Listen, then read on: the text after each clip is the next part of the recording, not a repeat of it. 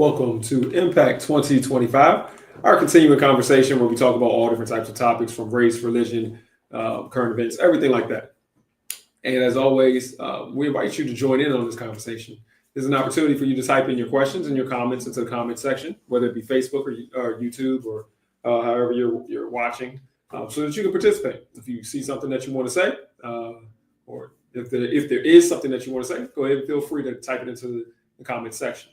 If there's something that you agree with, go ahead and type it in the comment section. Something you disagree with, again, type it into the comment section. And make sure that you have your voice heard. This is a conversation. So you just don't want to listen to me. You want to be able to say the things that you want to say, ask the questions that you want to ask, have your opinions presented. This is not the only offering that we have here. This is Amani Christian Ministries.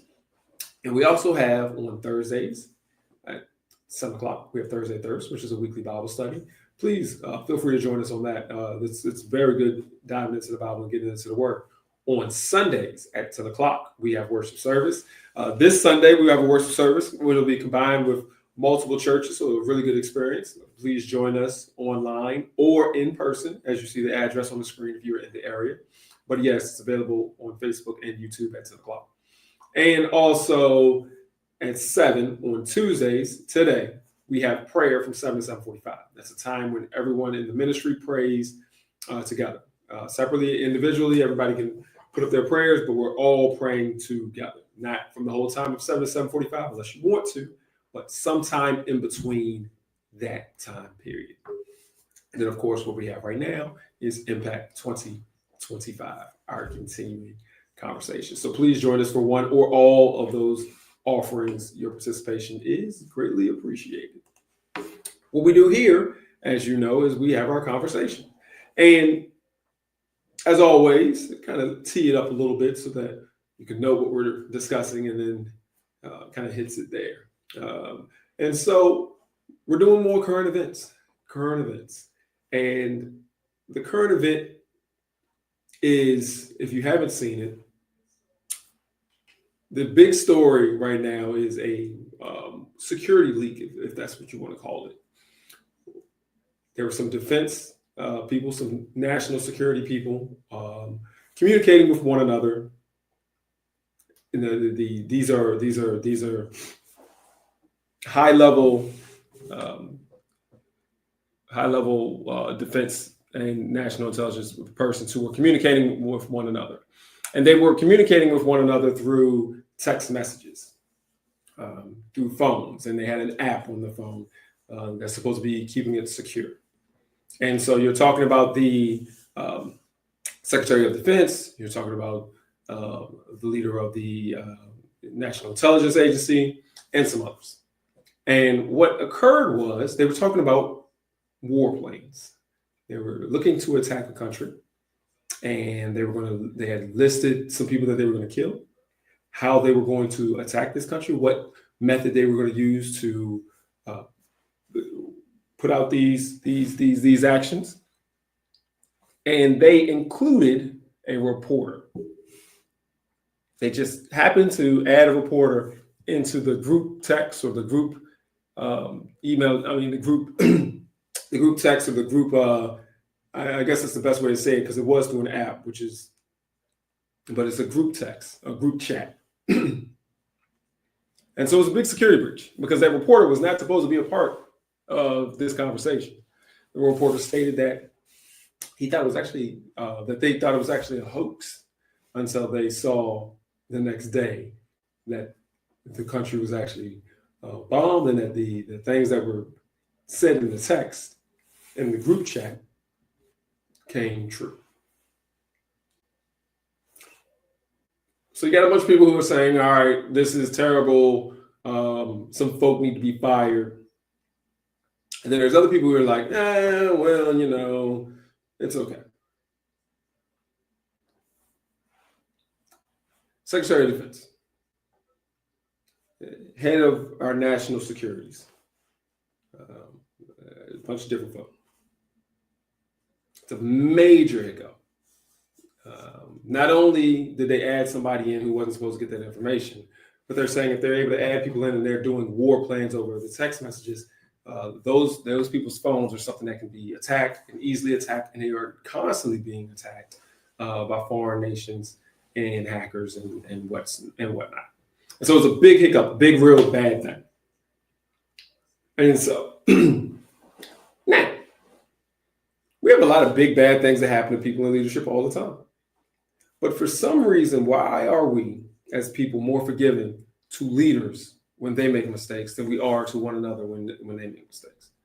I'll give you another example. So I just talked about what we're having with the Department of Defense. Nobody's been fired. Nobody's been really just, the president said, the current president said, this person made a mistake. This is a good person, a good man.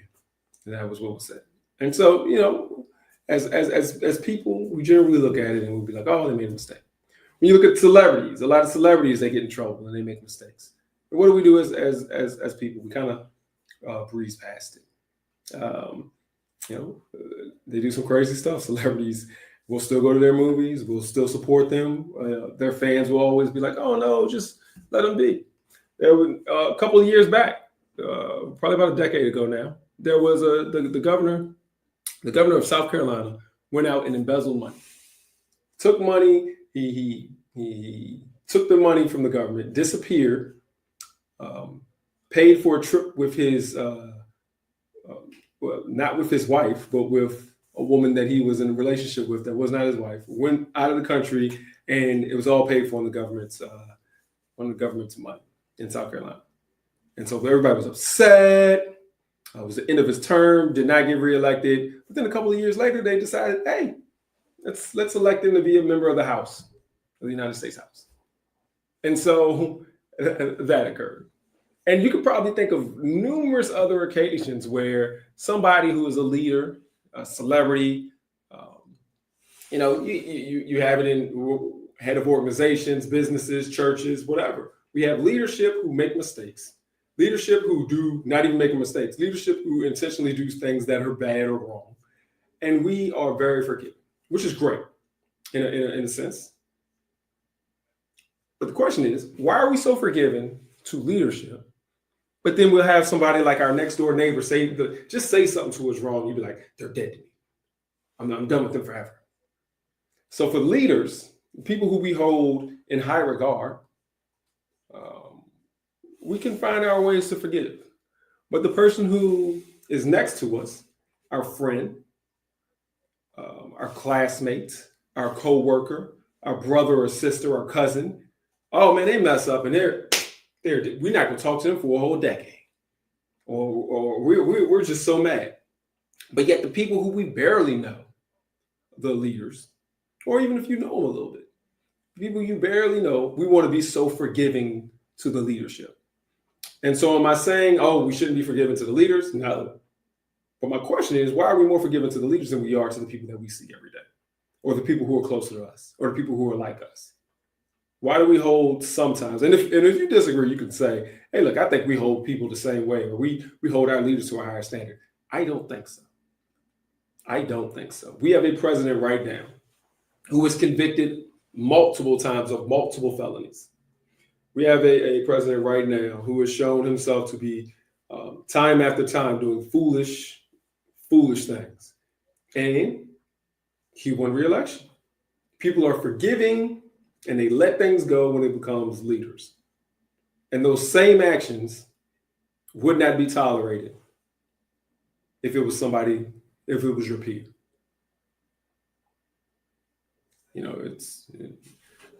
So let me hit some comments while we're right there. When Hillary Clinton did something similar, they threatened to lock her up. Double standard. It is not forgiveness; it's a double standard. Absolutely, absolutely. And that's another thing. It is based on who you like and who you don't like. Absolutely, that is. And so when we're looking at politicians and leaders and things like that, you're definitely looking at who you like and who you don't like. But I think that's a thing that we have to look at, not only as we have this conversation, not looking at others outside, but actually looking at ourselves. I have to sit back and I have to examine myself. I'm like, okay, let me think. Okay. Now, if my favorite actor, not my favorite actor, but let's say an actor who we all respect. Oh, I give you a good one.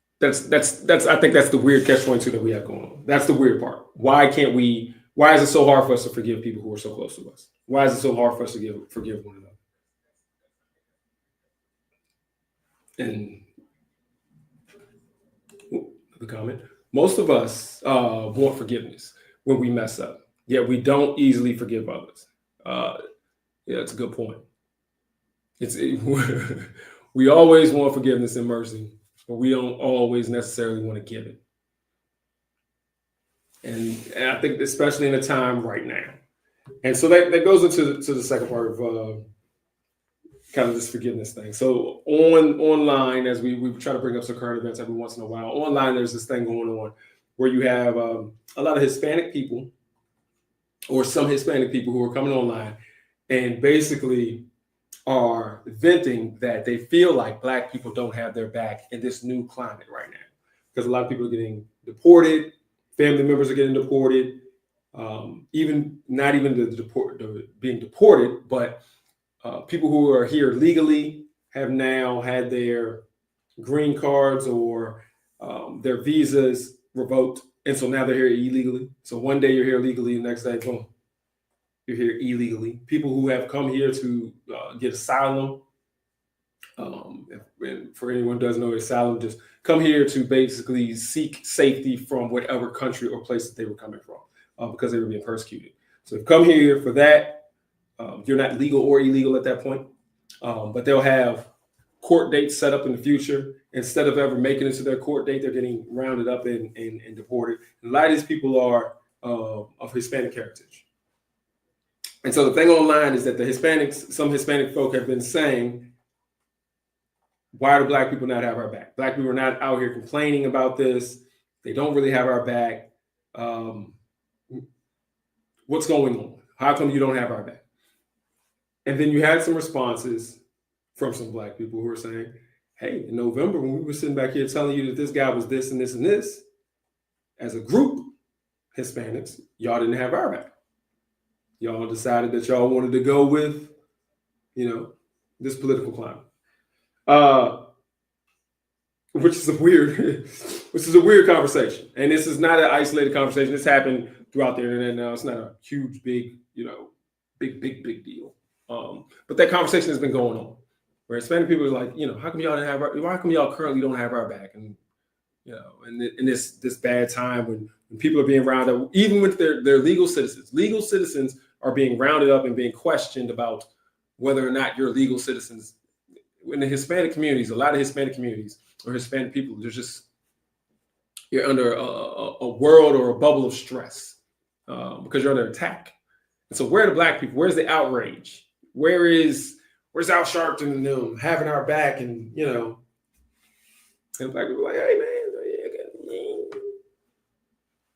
you ain't have our back. You messed up. And so, instead of just riding with you or forgiving you, maybe you messed up. Now let's go ahead and work together and have your back. It's just like you messed up and you reap what you sow. You good. And so that's the conversation going on. And is that right or is that wrong? Many Black people, particularly Black leadership, told other minorities not to vote for the current administration. Yeah, and I think that's a lot of the conversation of you reap what you sow. But I'll say this. I brought this up because you may hear it and you may not hear it. But I brought this up because I do want to say this. Let's not get fooled. Let's not get suckered, and let's not get played. At the end of the day, yeah, there are some facts here that there was a higher number of Hispanic people who voted for this current administration. And yeah, they kind of reap what they sow. But don't let them play us, or they're trying to divide us or trying to have us attack each other. Because at the end of the day, the Hispanic people who are being harassed and deported are just living the same life that Black people have been living all along. Whether we are legally here or not. Black Haitians who are here legally, a lot of them just had their legal status revoked. And so just like people are coming after Hispanic, they're also coming after people with black skin, whether they're Afro, Latino, or Hispanic, or whatever. And so don't let them divide us. We all in the same boat. And so, yes, in a sense, there are a bunch of us sitting back here laughing, saying, man, you fools. You should not have, you voted against your own interests. You knew what he did the first time. Why would you do it again? But at the same time, you're not dividing us, making us, pitting us against each other, because it's the same thing. And they, the administration, Donald Trump, all of them see us the same way. Brown skin, black skin people. We're not them. And so as much as there may be a little bit of, yeah, that was foolish what you did. It's foolish that plenty of us did. Black males, plenty of us, our numbers were a little too high to be voting for some ignorance. And so we laugh at a little bit of at ourselves. But at the end of the day, we can't be divided on this. We need to be together. You don't let people separate you like that. And so I know that this is a topic, but now we can kind of laugh and joke in the fact that, yeah, some of this you brought on yourself, but we got to stay together. Hispanics must now recognize that they are the new N-words. They are. I've told this story plenty of times here, and I'll always tell it again. I knew this a couple of years back when the cops, I was standing outside, me and a friend, two black young, medium young black men at the time, standing outside, cops, in the not quite dark, but getting there, you know. Cops come by, they're driving slow, and we're like, oh, here you go. You know, we know what time it is, about to mess with us. Drove right past us so that they could go over to some Hispanic guys, same age, but just passed us to go to them. I was like, oh, things a little different now. And that's what it is. And so, yeah, that comment is very, very true. But we can't let them divide us, just people, period. Don't let them divide us and have us coming at each other. There is, racism is the enemy. And whoever is holding those cards of racism right now, that's truly the enemy.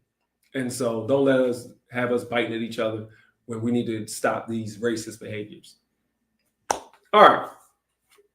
That's it. Kind of went through it quick. So, two quick things, just, as an acknowledgement, why do we forgive leaders better than or quicker than we forgive one another, then we forgive our peers, and we forgive our family. Let's forgive everybody at the same level, or let's forgive everybody at the same level that we can. Let's be forgiven. So the same kind of mercy that we give to those in leadership and who have power when they make a mistake, let's give that same level of mercy and forgiveness to people who are just like us. And then for the next part, hey, don't let them divide us. We got to stay together. And so as much as we may be a little bit irritated by one another, about how some people decided to vote, how some people decide to see themselves, thinking that they're better or different, we still can't for the greater good, don't let people divide us. We are, for the most part, on the same team. All right, well, that's it. That is it. Kind of went straight to it. Oh, another comment. Hispanics must now recognize. Wait, okay, I already did that one. Sorry. That's pretty much it. So I'll remind everyone. Thank you for coming. Remind everyone. Thursday again, Bible study 7:00 Eastern Standard Time, right here, Facebook and YouTube. Sundays 10 o'clock, Facebook, YouTube, and in person. And on Tuesdays at 7, we pray from 7 to 7:45, anytime in between there, praying as a group. And of course, at 8 every week, Impact 2025. Thank you for all of the comments. Thank you for everyone for being here. And again, please continue the conversation, consider the conversations, and bring that up with others. Sometimes you can get it here, and then you can talk about it with friends and family later on. All right. Thank you. Have a good one, and I will see you.